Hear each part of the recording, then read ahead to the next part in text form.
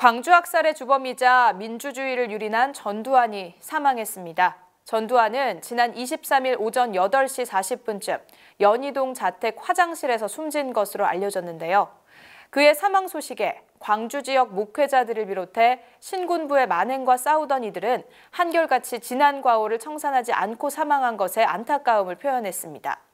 그러나 사과가 없는 건 전두환뿐만이 아니죠. 전두환을 비호했던 한국 보수 개신교 역시 아직까지도 아무런 사과를 하지 않고 있는데요. 전두환에게 협력했던 한국 보수 개신교의 모습도 다시 한번 짚어봤습니다.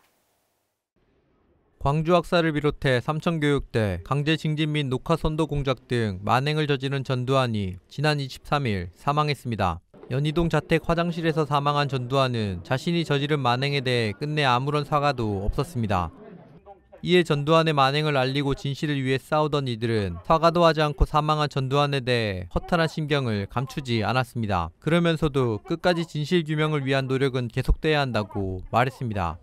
진상 규명을 전두환 노태우 죽음을 떠나서 계속 규명은 진실은 밝혀야 되고요. 좀 더 살았어야 하거든요. 더 살면서 그런 부분에 대해서 확실하게 정리를 하고 세상을 떴으면 더 바람이 없는.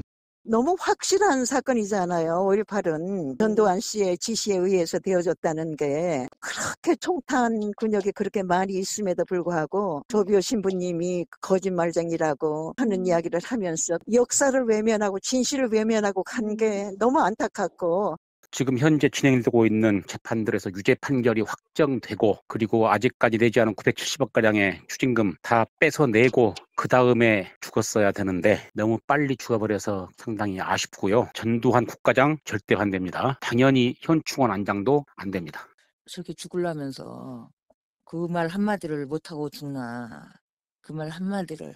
이들이 사과도 하지 않고 자기의 그 범죄나 이런 모든 이런 건 다 남아있기 때문에 아주 우리로서는 불행한 거예요. 모두에게 그렇죠. 불행하고 끝까지 자기가 이거를 매듭짓지 않고 가버려서 이걸 우리에게 그냥 영원히 그냥 과제로 남겨주고 그냥 죽은 거예요, 전두환이가. 다른 사람의 죽음을 두고 우리가 기뻐하는 사람도 있지만 기뻐하는 것 이상으로 우리가 분노하는 게 아무런 진상을 밝히지 않고 저렇게 뻔뻔하게 죽었다는 데 대해서 분노하고, 아직도 수없이 남아있는 그 잔존 세력들에게 분노하고 그럴 수밖에 없는 거죠. 많은 사람들이 그런 글을 써요. 죽어야 되는 게 아니고 죽여야 되는데.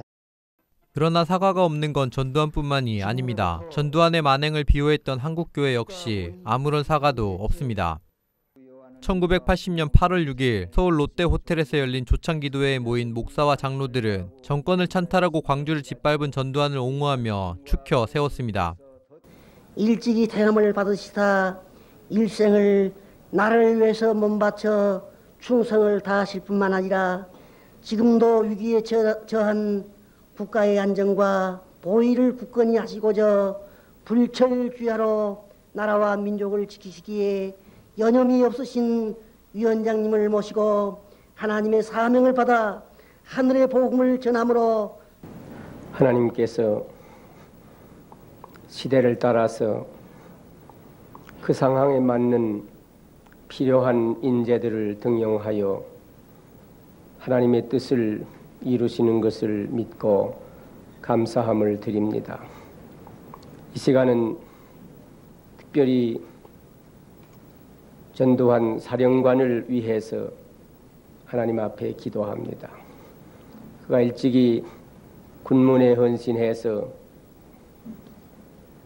훌륭한 지휘관으로 나라를 방위하는 데 충성을 다하게 하신 것을 감사합니다.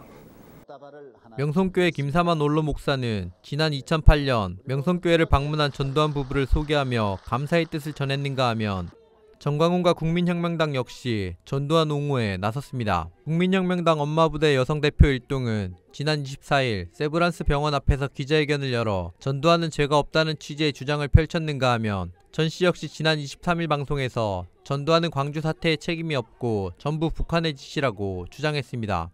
전두환은요, 광주 사태에 책임이 없어요. 본인도 없다 그러고 주위의 사람도 100번 재판 더 해봐도 없다 그러고 그렇게 없다고 하는데, 근데 왜 저럴까? 전부 저거는 북한의 짓이에요. 북한의 짓이에요.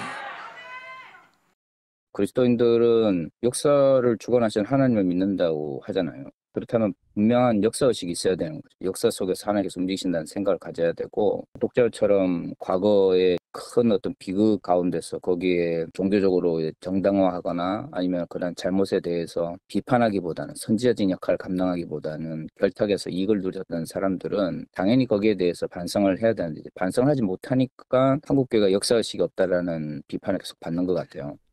평화나무 뉴스 신비롬입니다.